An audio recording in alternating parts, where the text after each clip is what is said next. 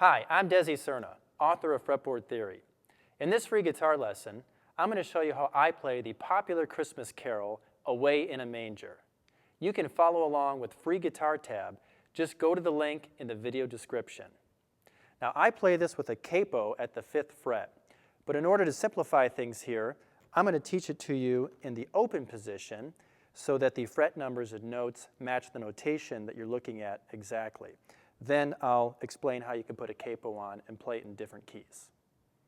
Okay, so this is based in the key of C, and it centers on a C major chord. And you use an F in there, a G, and a D minor. And you're using notes from the C major scale.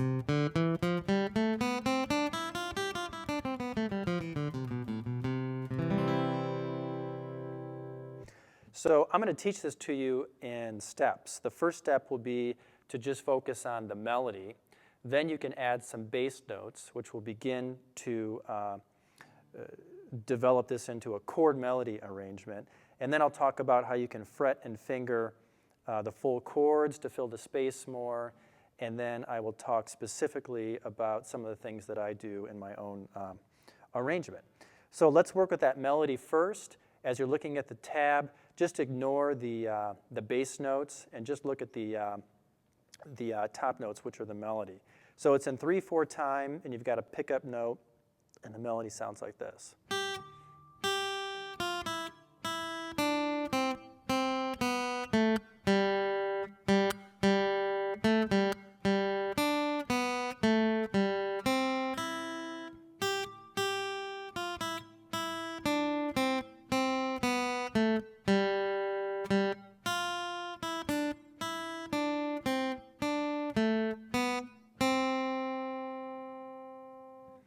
So just work it out from the tab and take it one small piece at a time, rehearse it, memorize it, add a little bit more, go back to the beginning until you can play all of the melody. Ideally, you would memorize this, but I suppose you can just follow along with the sheet music in front of you if you want. So the next step is to actually finger pick this and add in some bass notes. So what I'm going to do is play the melody with my fingers. And then my thumb is going to hit on some of the roots of the chords, adding some bass notes. So now this is going to begin to sound like a solo guitar, fingerstyle chord melody arrangement. So you can see the chords written above the notation, and you got C, F, and G, and later a D minor. So what you're going to do is just hit the root of each chord as it comes up. So there's a pickup note in the melody, and then the next measure, you've got a C chord, so I'm going to fret the low C here, and I'm going to play it together with the melody note at the 3rd fret. Let me play through a little bit of this so you can hear what it sounds like.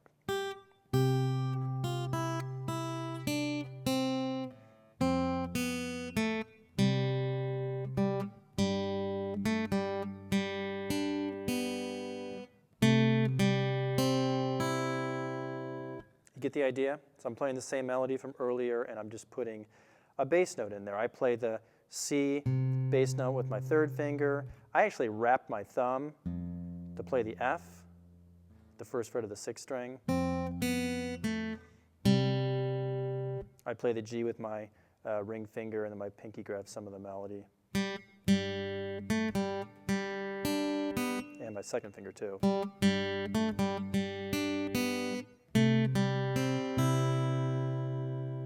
Again, you want to take this in small pieces. You're going to have to train yourself to play those melody notes and those bass notes together. It's easy when you're looking at the music because you see them stacked on top of each other vertically. Let me continue with the second half of this.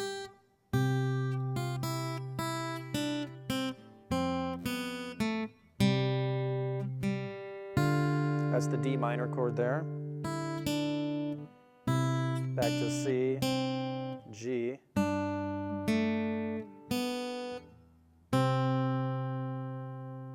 So just be patient and rehearse and practice that until you're comfortable with it.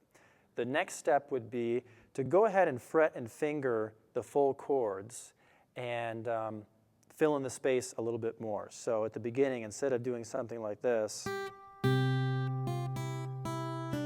you could do something like this.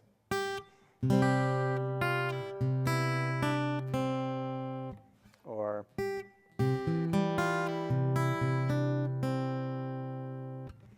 so what you're going to do is just, use more of your fingers and either just claw at the guitar, kind of piano style, and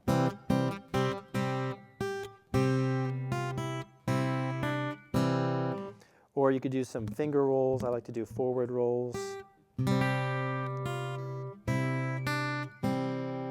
Or sometimes I'll kind of arpeggiate.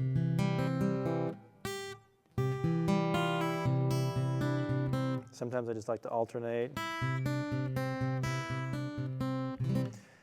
There's no right or wrong way to do this. You just have to work with it and fill space using the chords until you find something that sounds good and that you're comfortable doing. I would say to begin with, try to keep it simple and just hit on the chord at the beginning of its measure, either by just clawing at the thing, or maybe a roll or something.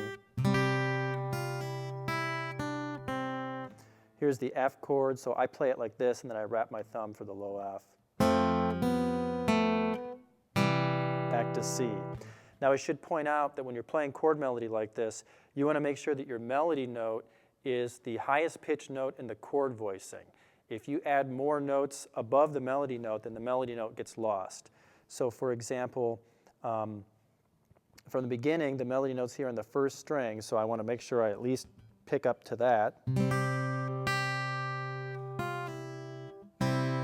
But then as I come down, I want to stay away from the first string so that those melody notes in the second string stick out. On the F chord, my melody note is on the second string, so I only want to pick to the second string. If I went all the way to the first string, then the melody note is lost. You hear that F, so I'm only going to pick to the second string. And when I go back to C, I only pick to the third string, because that's where the melody note is. If I go past that, then you lose the melody.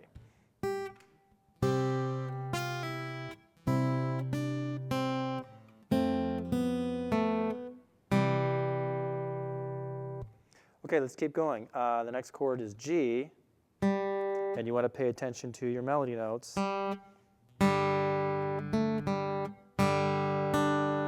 And when I play the G, I actually just focus on the root G and strings 4, 3, and 2. That's my G chord, but I only go as far as the melody note.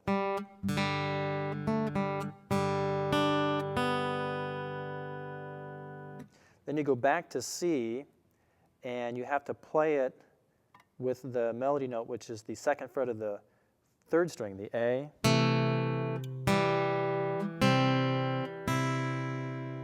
So you could do a C like this and then reach over for that A, and then put it back, then play the rest of the melody.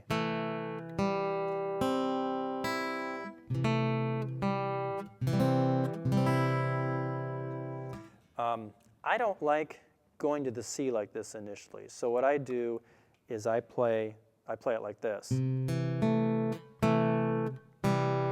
Then I reset my fingers for C. You can do this however you want. Let me back up. I'll go to that G.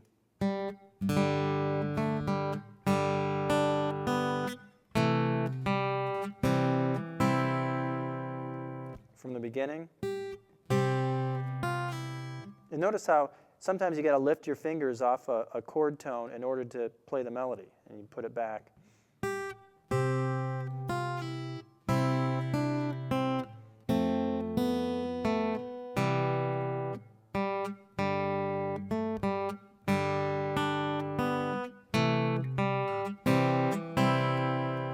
I'll keep going.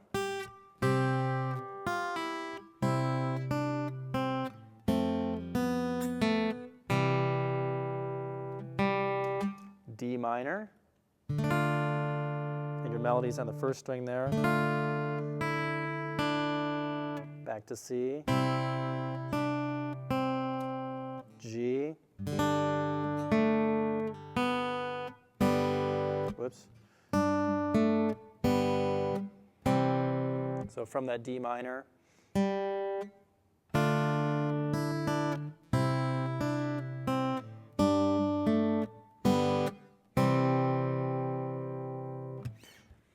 okay, so you can begin to put together your own arrangement here by filling the space with the chords. Now, when I initially played this at the beginning of the video, I had a few extra things in there. So let me explain what I did. So from the beginning,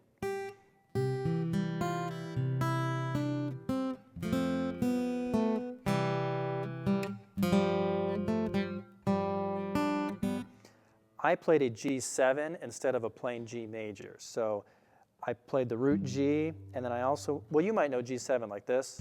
You add an F in it. I used the F at the fourth fret of the fourth, excuse me, at the third fret of the fourth string. So my G7 is G on the sixth string. I'm leaving the fifth string out, and then I play the third fret of the fourth string, and then the third and the second strings are open. Then sometimes I need the third fret of the second string for the melody.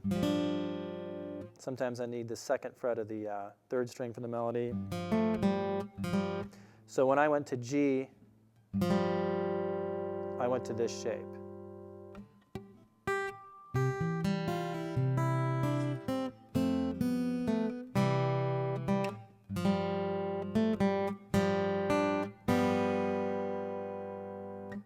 Back to C.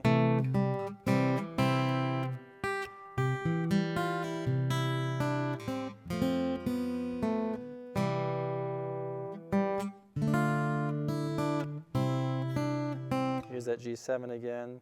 Let me do that again. When I go to the G, the first time, the melody note is the third string open. So I roll just to the third string. When I go to the G7 at the end, the melody note is the third fret of the second string. So I roll to that note. Here it is. Let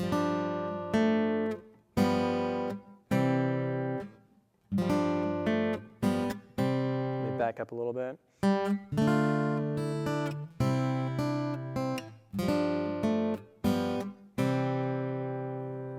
So I used G7 instead of a plain G.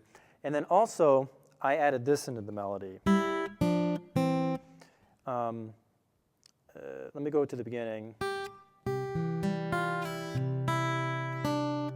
That part of the melody, that's E, D, C. The second time through, I played that using some other intervals in there.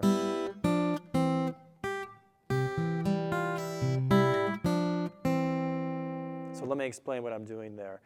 If you play a C chord and take the notes that your second and first fingers are on, these are common shapes on the guitar, and they're often moved up in major and minor forms.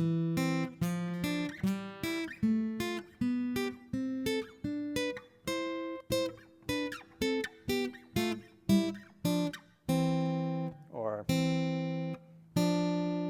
then strings 1 and 2 open. And that's what I played. I actually did that backward. Strings 1 and 3, open.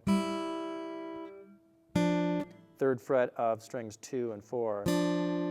And then the shape is part of the C chord. And these intervals can either be thought of as sixths or they can be thought of as inverted thirds. Here's a root in the third, C and E. If you take that C and you transpose it up an octave, it's right here. So now there's your C, and your third's actually below it, so you've just inverted it, an inverted third. You could think of it that way.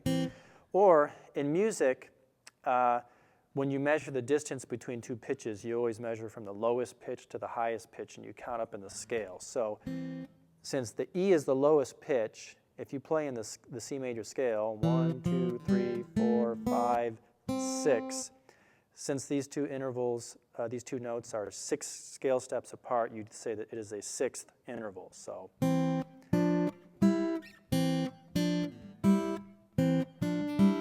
those intervals can be thought of as sixths.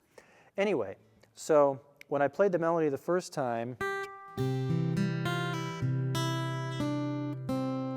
that part went down in single notes, but when I played it the second time,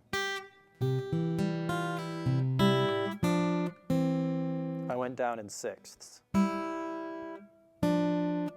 Just a little variation that I think sounds nice. So from the beginning.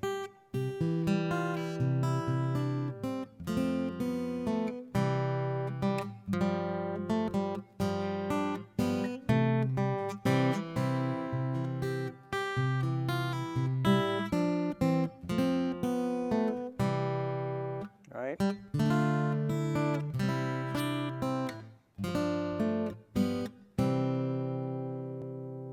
So together with some of my finger rolls and filling the space with the chord tones and putting a G7 in there and then putting some sixths in there, it really just adds more to the arrangement and makes it sound better. So that's how you do it in the open position. And then once you get that memorized, you can put a capo on the guitar and play it in other keys. So I like to put the capo at the 5th fret. This actually puts me in the key of F. That's F at the 8th fret of the 5th string, but I'm still thinking, you know, C. And this is what it looks and sounds like. Whoops.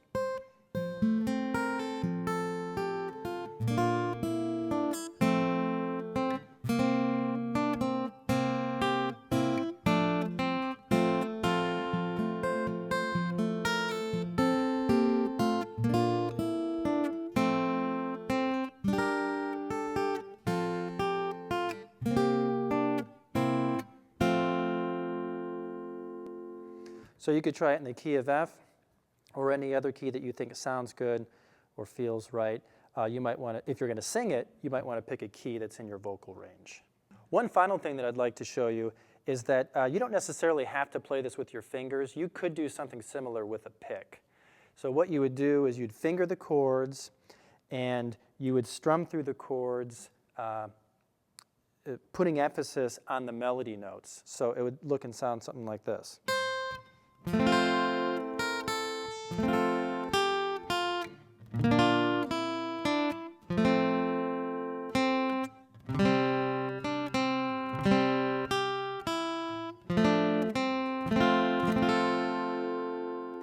So it's the same concept as finger picking, rolling your fingers or stopping at the melody note. You do the same thing with the pick. And depending on your chord fingering, sometimes you got to mute some strings in there, but you can put together an arrangement like this. Second half would be.